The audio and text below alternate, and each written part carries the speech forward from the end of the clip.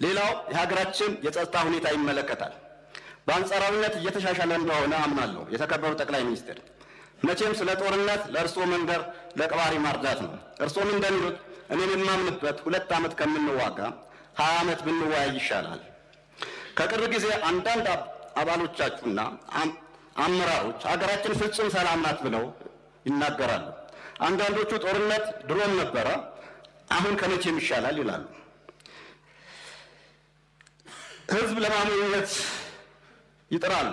እውነታው መከላከያ ጦርነት ላይ ነው፣ እረፍት የለውም። መሆን ያለበት እየሆነ ያለው መካድ ሳይሆን ለሰላም ቆራጥ በመሆን ህዝብና መንግስት የሚተማመንበት የጸጥታና የፍትህ ተቋም በመፍጠር የሀገራችን የግዛት አንድነት፣ የዜጎች ሰላምና ደህንነት ማረጋገጥ የተሻለ ይሆናል። በሰሜን ሀገራችን ክፍል ሰላም ከጠፋ ከራር ነው። በአማራ በገጠር ወረዳዎች ትምህርት የለም፣ አመራር ይሞታል፣ ዜጎች ስጋት ላይ ናቸው። የምድርም የአየር ውጊያ አለ። ኦሮሚያ የተሻለ ነገር ቢኖርም አመራር ይሞታል፣ የደህንነት ስጋቱ አሁንም አለና ዘላቂ ሰላም ማምጣት አልተቻለም። የመንግስት ቁርጠኝነት ከንግግር ባለፈ በተግባር ቢገለጽ። የትግራይ ሁኔታ ማዕከላዊ መንግስት እልባት ለምን አይሰጥም? ህወሓት እስከ መቼ ሰላም እየነሳ ይኖራል? የስልጣን ሱስ የትግራይ ህዝብ እረፍት በመንሳት ሰላም እንዳይኖር የፕሪቶሪያ ስምምነት እየጣሱ ይገኛል። አደብ እንዲገዙ መደረግ አለበት ብዬም አምናለሁ። መንግስትም ማስተናገድ ያለበት በፕሪቶሪያ በተፈረመው መሰረት ነው። ተደራዳሪ የፌዴራል መንግስት ጨምሮ ብልጽግና ጨምሮ በትግራይ የሚንቀሳቀሱ ኃይሎች ያካተተ ክልሉ የሚመራው ጤነኛ አደረጃጀት መፈጠር ያለበት ይመስለኛል። ክቡር ጠቅላይ ሚኒስትር ይህንን የእርስዎ ትኩረት የሚሻ ይመስለኛል። በመጨረሻ የመሰረተ ልማት ጉዳይ ነው። በሀገራችን አሁን ባለው ሂደት አሌ የማይባሉ ለትውልድ ተሻጋሪ የሆኑ ለመቁጠር ጊዜ የሚበሉ ፕሮጀክቶች የተጀመሩ እንደሆነ አይቻለሁ። ለምሳሌ ገበታ ለሸገር፣ ገበታ ለሀገር፣ ገበታ ለትውልድ በጥሩ ጎን የምናያቸው ናቸው። ክፍተቶች ቢኖሩበትም የኮሪደር ልማት ለውጥ የታየባቸውና ይበልጡ በእርስዎ ትኩረት የተደረገባቸው በመሆኑ እዚህ ከፍተኛ ልማቶች አሉ። እናም ሁሉም ሊመሰክርለት የሚገባ ነው። ለዚህ ላይ ልማቶቹ ተነሺዎች ተጠግቶ ማዳመጥ ይጠይቃል። ሀሳባቸው ከካድሬ ከሚሸፈን ጤነኛው አካል ገብቶ ቢያያቸው፣ ካድሬ ጤነኛ አይደለም እያልኩ አይደለም፣ ቢያያቸው የሚል ነገር አለ። በመጨረሻም ማነሳው የፍትሃዊነት የልማት ጉዳይ ነው። ክቡር ጠቅላይ ሚኒስትር፣ በእርግጥ ሁሉም መዳረስ ባይቻልም በቅደም ተከተል አስይዞ ቅድሚያ ለሚገባው በመስፈርቱ መልማት አለበት የሚል አምናለሁ። ማዕከላዊ ኢትዮጵያ ክልል ግን ብዙ ይጎለዋል፣ ትኩረት ሊሰጠው ይገባል። መንገድ፣ ኢንዱስትሪ ፓርኮች፣ እነዚህ ከሀገር ገበታዎች አኳያ ሊታሰብበት የሚገባ ክልል ነው። እርሶም ያውቁታል። ያለማ ክልል ማዕከላዊ ክልል ከሌሎቹ ክልል ማዕከል ቢሆንም የቅርብ ዞኖች ቢሆንም ያለማ ክልል እንደሆነ በሰፊው ያውቁታልና ለእርሶ መንገር ብዙም አይገባም፣ ግን ትኩረት ሊሰጠው የሚገባ ይመስለኛል። መጨረሻም የምርጫ ክልል በሚመለከት ነው። ምርጫ ክልል የምሁር አክሊል ወረዳ ነው። ብዙ ለኢንቨስትመንት ሰፊ መሬት፣ ምቹ የአየር ንብረት፣ ጥንታዊ የቱሪስት መስህቦች ያሉት፣ ወጣት ተማሪ የተማረ የስራ ኃይል ያለበት፣ እንግዳ ተቀባይና ስርዓት ያለው አስተዳደር የህዝብ አስተዳደር ያለበትና ነገር ግን በከፍተኛ ሁኔታ ለመልማት እንቅፋት የሆነበት ኢንቨስተር እንዳይገባ ሪሶርቾች ለወረዳም ለሀገርም እንዳይጠቀም የስራ ዕድል በአግባቡ እንዳይፈጠር ችግር የሆነበት መንገድ ነው። ይህ መንገድ ዛሬ የተጀመረ ጥያቄ አይደለም። ከዚህ ወረዳ ጥያቄ በኋላም በጋራም የተጠየቁ የቀድሞ የደቡብ ክልል በሰፊው ጥያቄ ለቀድሞ የኢትዮጵያ መንገዶች ባለስልጣን ለአሁኑ የኢትዮጵያ መንገዶች አስተዳደር ኮሚቴ ጭምር አዋቅሮ እንዲጠና ጥያቄ አቅርቦ ጥናት ተጀምሮ ነበር። በመሃል በሀገራችን በተፈጠሩ አንዳንድ ጉዳዮች ተቋርጦ እስካሁን መልስ አላገኘም። በመንገድ ጉዳይ እናቱ ገበያ የሄደችበትና የሞተችበት እኩል ነው የሚያለቅሰው። የምሁር አክሊል ወረዳ ጉዳይ ግን እናቱ እንደሞተችበት ልጅ ነው። የምሁር አክሊል ወረዳ የአስፋልት ጉዳይ በእርሶ የስልጣን ዘመን መልስ ካላገኘ የቁራ ጩኸት ነው የሚሆነው። ክቡር ጠቅላይ ሚኒስትር፣ የእርሶ ተግባራዊ ምላሽ እንዲያስቡበት እማጽናለሁ።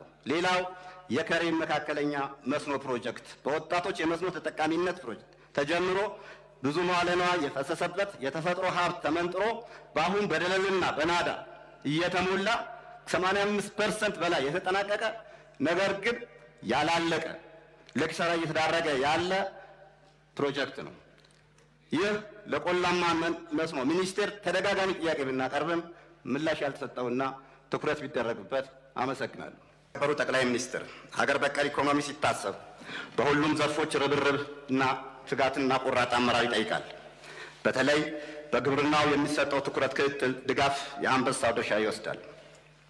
በዚህ ዘንድ መንግስትና ሚኒስቴር መስሪያ ቤቱ እየወሰደ ያለው እርምጃ አጠናክሮ መቀጠል ያለበት ሆኖ ይበል የሚያሰኝ ነው።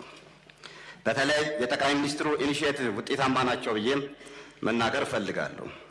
የግብርና ምርትና ምርታማነት ለማሳደግ የግብርና የምርምር ተቋማት ትልቅ ድርሻም አለው። ምግብና ስነ ምግብ በማረጋገጥ ምርምር ወሳኝ ነው። እነዚህ ተቋማት ህጋዊ የምርምር ይዞታቸው ከተማ አስተዳደሮችና በክልሎች እየተነጠቁ ነውና እንዲታደጓቸው ነው የምጠይቀው።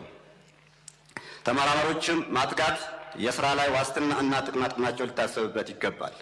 በሌላ በኩል በግብርና ምርምር፣ በግብርና ግብዓትና መድኃኒት ቁጥጥር፣ በብዝሃ ህይወት ምርምር የሚሰሩ የግብርና ሚኒስቴር ተጠሪ ተቋማት ባለሙያዎችና አመራሮች ከስራቸው ጋር ተያያዥነት ባላቸው ዓለም አቀፍ የምርምር ተቋማት የግብርና ምርቶችና ግብዓቶች ስታንዳርድ ከሚያወጡ ድርጅቶች ጥሪ ሲደረግና ለፍተሻ ከውጭ የተመረቱ መድኃኒትና የግብርና ምርቶች ለመፈተሽ እስከ ማምረቻ ድረስ ሊያስኬድ ይችላል።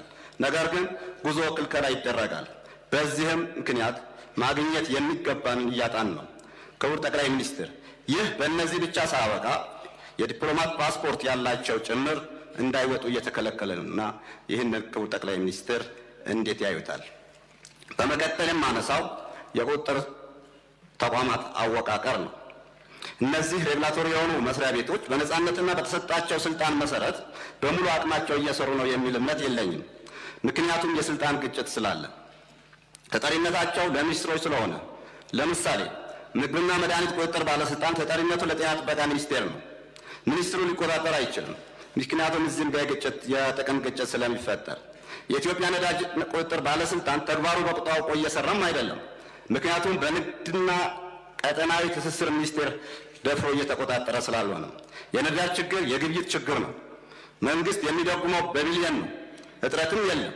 በግብይት ችግር እጥረት ይፈጠራል። ስለዚህ እነዚህ ሬጉላቶሪ ተቋማት ነፃ ሆነው በጠቅላይ ሚኒስትሩ ወይም የራሱ ሬጉላቶሪ ኦርጋናይዜሽን እንዲዋቀሩ ቢደረግ በጥናት ተደግፎ የሚል ጥያቄም አለኝ። ሲሰልስ የግብይት ስርዓታችን የሚመለከት ነው። የኢትዮጵያ ገበያ በሻጭና በገዥ ወይም በገበያ አይወሰንም። ወሳኙ ስርዓትና መርህ የሌለው ደላላ ነው። ምርት በየትኛውም ዘርፍ እጥረት የለም። የዋጋ ንረቱ እየቀነሰ ሳይሆን እየጨመረ ነው። የታክስ ስርዓቱ ግልጽ አይደለም። ታክስ ከፋዩ ላይ ጫና ይበዛል። በተለይ መካከለኛና አነስተኛ ነጋዴዎች ባልጠራ የታክስ ስርዓት ተጎጂ ናቸው። ከስራ እየወጡ ነው። ሊታሰብበት ይገባል። አምራች ኢንዱስትሪዎች፣ ጅምላ አከፋፋዮች ለሸጡት ሸቀጥ ተገቢ ደረሰኝ አይሰጡም። ሙሉ ደረሰኝ የሚጠይቃቸው ቸርቻሪ ዕቃ አይሰጡትም። አንዳንድ ከውጭ የገቡ ባለሀብቶች የሀገራቸው ታክስ ሕግ ጠንካራ ሆኖ ሳለ በእኛ ሀገር ታክስ ላይ ደባ ይፈጽማሉ። ታክስ አስከፋዩ የሚመለከተው ተቋም ጥቆማ ሳይኖረው ቀርቶ ሳይሆን በአግባቡ ከመጠየቅ ይልቅ አድበስብሶ በማለፍ ቸርቻሪ ላይ ክንዱ ያበረታል። ፍትሐዊ አይደለም። ግለሰባዊ ድርድሮች ያጠቁታል። የተከበሩ ጠቅላይ ሚኒስትር፣ የታክስ ተቋሙ ሊፈተሽ ይገባል። ነጋዴው ከባንክ ተበድሮ በግለሰብም ብድር ሁሉ ሊሰራ ይችላል። ያ ሁሉ ታክስ አስከፋዩ የኔ ነው ይለዋል። ታክስ እንዲሰወር ወይም ድርድር እንዲገባ ያስገድደዋል። መንግስት ማግኘት የሚገባ አያገኝም። በታክስ ላይ እምነት እንዳይኖር ያደርጋል። ግብይትም የታክስ ስርዓቱ በጥናት መልስ ማግኘት አለበት የሚል እምነት አለኝ።